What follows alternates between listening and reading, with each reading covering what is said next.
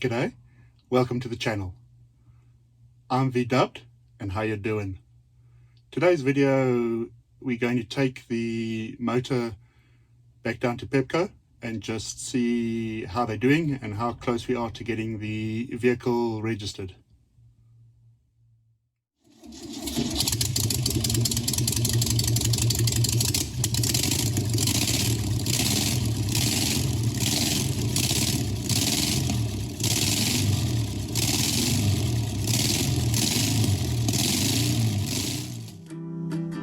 From last week's video, you saw that we've just finished up this chromed motor, finished putting it all together, reassembling it, and so now I'm going to take that down to Pat at PEBCO so they can install it in the Kombi, just because the old engine was just leaking far too much to get it over the pits. So yeah, we're going to take this down to Pat at PEBCO. It's without the gearbox in. It's the heater tubes, fuel tank. Here's the gearbox on the floor right here. So here's the old motor out, and this is the one that was leaking oil. You can see the moustache bar here where they've welded it. So the old motor out, and we've just dropped off the new chrome motor. You can see there still are the drive shafts.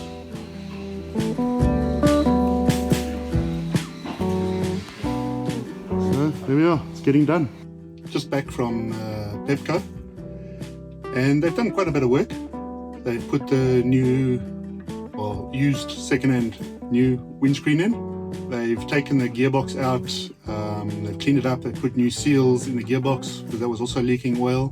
They still need to put the CV boots onto the axles.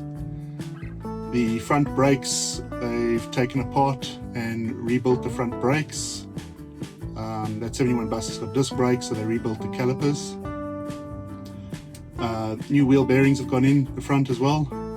Saw those in the pack of parts that we bought. They've also put fresh clips on the exhaust at the bottom. We didn't have those clips. What else have they done?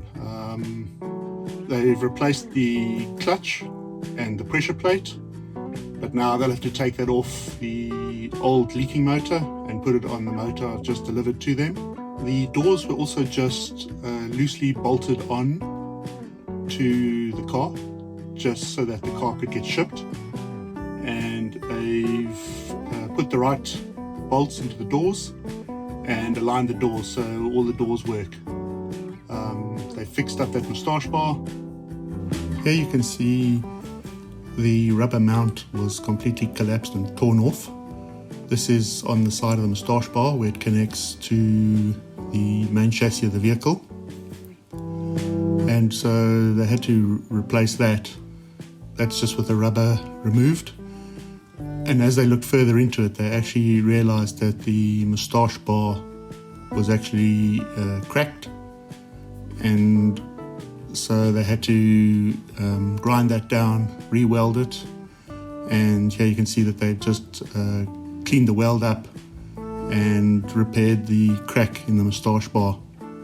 Another item that required fixing was these air vents that I put on the side of the vehicle.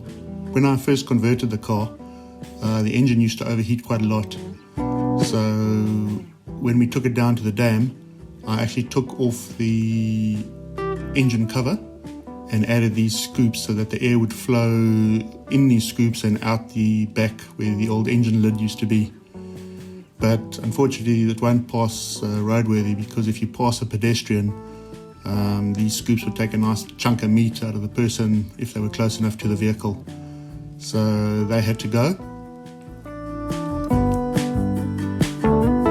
So they just cut the sides away, the little triangular pieces that I added, basically the reverse of what I did. So I cut that and bent it out and then welded in that little triangular piece. They basically just cut out the triangular piece and then flattened it back down. And you can see here they just actually welded it back in. So it fit quite well because it was the same piece of steel that was there. And that's all patched up now.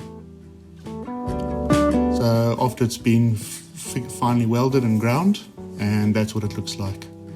So that's the work that's also been done on the body. Another two areas that required body work that had rusted was the patch under the battery, which anybody with an old Kombi will know that rusts out all the time, so they repaired that. But when they lifted the rubber mat, they actually found that this panel over here was rusting through too. And it's hardly surprising because we actually used to launch the boat with it, and often the front of the car used to go into the water, and the water used to get in to this area depending on how low the water was, because the grade of the slipway changed. So this would have got wet, and fortunately it was fresh water, it wasn't salt. So, but just over the years, the water would have got in under the mat and then sat here and rusted the steel. So it was hardly surprising.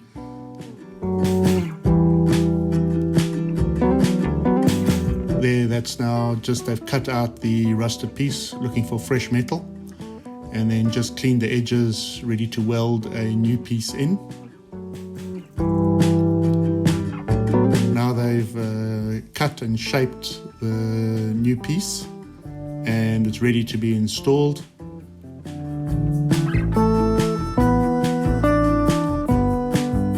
So here they're finalizing the new piece. You can see the holes have been added, the dents have been added in the right places, just so that it'll fit perfectly.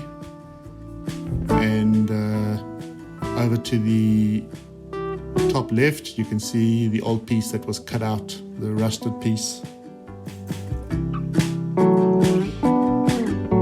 So just using some weld-through primer to prepare it just before you weld the new piece in. And there the new piece is welded in, and the welds have all been ground down. So we're getting closer to the vehicle getting registered. Alright, thanks so much for watching. And yeah, it's getting exciting now that we're this close to nearly getting the 71 bus back on the road.